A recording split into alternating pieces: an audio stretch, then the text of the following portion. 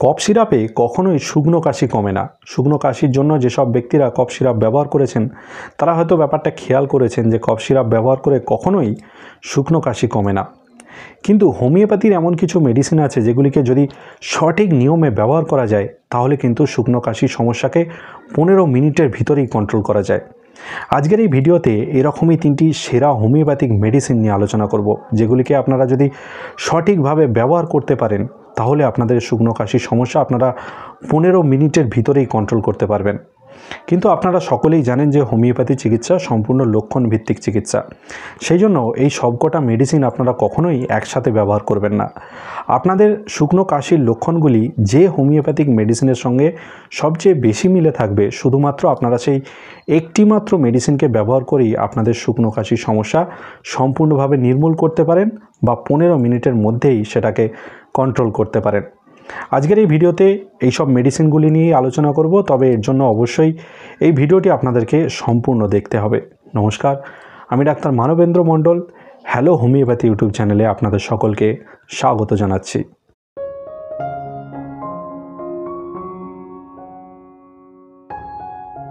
শুকনো কাশির জন্য প্রথম যে হোমিওপ্যাথিক মেডিসিনটির কথা আলোচনা করব সেই মেডিসিনটির নাম হলো কস্টিকাম। হঠাৎ শীতল বাতাস লেগে গিয়ে গলা ধরে যাওয়া এবং গলায় এক ধরনের টাটানি ব্যথার সাথে যদি অতিরিক্ত শুকনো কাশি দেখা দেয়, অনেকক্ষণ কাশি হওয়ার পরে সামান্য কফ উঠতে থাকে এবং এই ধরনের কাশি যদি সন্ধেবেলাতেই বৃদ্ধি পেতে দেখা যায়, কিন্তু সামান্য শীতল জল পানে এই ধরনের কাশি সাময়িকভাবে কিছুটা উপশম হতে দেখা যায়। এই ধরনের লক্ষণযুক্ত শুকনো কাশির ক্ষেত্রে আপনারা কস্টিকাম মেডিসিনটিকে 30 পোটেন্সি থেকে 2 ফোঁটা করে দিনে 2 বার ব্যবহার করতে পারেন। এই মেডিসিনটিকে ব্যবহার করলে আপনারা দেখবেন যে 15 মিনিটের ভিতরেই আপনাদের এই ধরনের শুকনো কাশি কমে এসেছে এবং 2 থেকে 3 দিন ব্যবহার করলেই এই ধরনের আপনাদের শুকনো কাশি সম্পূর্ণভাবে সেরে যাবে। শুকনো কাশির জন্য পরবর্তী যে হোমিওপ্যাথিক মেডিসিনটির কথা আলোচনা করব সেই মেডিসিনটির নাম হলো হায়োসায়ামাস। আলজি বৃদ্ধি পাওয়ার কারণে এবং গলায় এক ধরনের ইরিটেশন বা চুলকানির অনুভূতি হওয়ার কারণে যাদের অতিরিক্ত শুকনো কাশি দেখা দেয় এবং বিছানায় শুয়ে পড়লে এই ধরনের রোগীদের শুকনো কাশি অতিরিক্ত বৃদ্ধি পেতে দেখা যায়, কিন্তু উঠে বসলে এই ধরনের শুকনো কাশি সাময়িকভাবে উপশম পেতে দেখা যায়।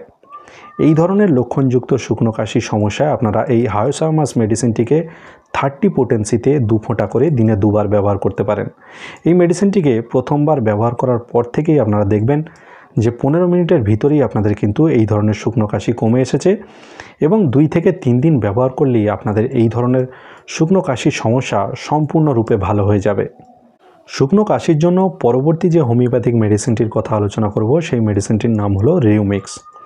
শ্বাস গ্রহণ করার সময় গলার মধ্য দিয়ে যখন শুষ্ক বায়ু বা শীতল বায়ু প্রবাহিত হয় তখন গলার মধ্যে এক ধরনের সুড়সুড়ির অনুভূতি হওয়ার কারণে যাদের অতিরিক্ত শুকনো কাশি দেখা দেয় এবং এই ধরনের শুকনো কাশি যদি কথা বললে এবং রাত্রিবেলা সবচেয়ে বেশি বৃদ্ধি পেতে দেখা যায়, এই ধরনের কাশির সাথে এই ধরনের রোগীদের গলার মধ্যে কিছু একটা আটকে থাকার অনুভূতি হয়।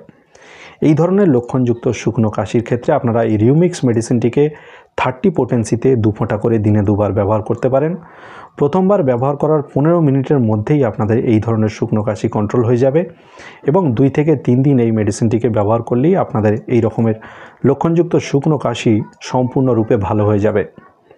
আজকের এই ভিডিওতে শুকনো কাশির জন্য যে 3টি হোমিওপ্যাথিক মেডিসিনের কথা আলোচনা করলাম, সেই 3টি মেডিসিনের মধ্যে যে মেডিসিনটির লক্ষণ আপনার কাশির লক্ষণের সঙ্গে সবচেয়ে বেশি মিলে থাকবে, শুধুমাত্র আপনারা সেই একটি মাত্র মেডিসিনকে ব্যবহার করেই আপনাদের শুকনো কাশির সমস্যাকে একদম সারিয়ে তুলতে পারেন। কিন্তু এর মধ্যে যে কোনো হোমিওপ্যাথিক মেডিসিন ব্যবহার করার আগে অবশ্যই আপনাদের কাছাকাছি কোনো হোমিওপ্যাথি চিকিৎসকের সাথে একবার পরামর্শ করে নেবেন। আপনারা চাইলে আমার সাথেও সরাসরি হোয়াটসঅ্যাপে পরামর্শ করতে পারেন। এই মুহূর্তে যে হোয়াটসঅ্যাপ নম্বরটি আপনারা স্ক্রিনে দেখতে পাচ্ছেন, এই হোয়াটসঅ্যাপ নম্বরে যোগাযোগ করে আপনারা সরাসরি আমার থেকে পরামর্শ বা আমার থেকে চিকিৎসাও নিতে পারেন। শুকনো কাশি নিয়ে আজকের এই ভিডিওটি আপনাদের কেমন লেগেছে অবশ্যই আপনারা কমেন্ট বক্সে কমেন্ট করে জানাতে পারেন এবং যদি আপনারা এই চ্যানেলে সম্পূর্ণ নতুন হয়ে থাকেন তাহলে অবশ্যই চ্যানেলটিকে সাবস্ক্রাইব করে রাখবেন যাতে এই ধরনের নতুন এবং গুরুত্বপূর্ণ ভিডিও আরও পেতে পারেন। আজকের এই ভিডিওটি এইখানেই শেষ করলাম। পরবর্তীকালে আবারও এরকম একটি নতুন এবং গুরুত্বপূর্ণ ভিডিও নিয়ে আপনাদের সঙ্গে শীঘ্রই উপস্থিত হব। ততদিন সবাই সুস্থ থাকবেন, ভালো থাকবেন, নিয়মিত শরীরচর্চা করবেন। ধন্যবাদ।